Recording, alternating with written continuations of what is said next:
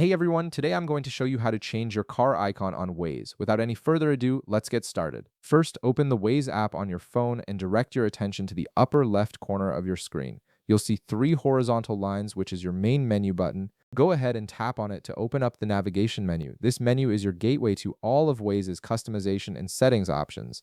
Once the menu opens, you'll see several options listed. Look for the one labeled Settings and tap on it. This will take you into Waze's main settings area where you can adjust everything from navigation preferences to how your map looks and feels while you're driving.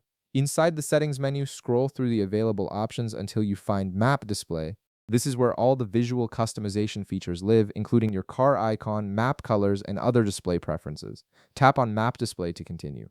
Now, within the Map Display section, you'll see an option specifically called Car Icon. This is exactly what we're looking for. Tap on it and you'll be presented with a selection of different car icons that you can use to represent your vehicle on the map. Waze offers a variety of fun and creative options from classic cars to quirky vehicles and even special themed icons. Take a moment to browse through the available choices. You'll see everything from sports cars to retro vehicles and sometimes seasonal or special event icons depending on what Waze has available at the time. Simply tap on the car icon you want to use.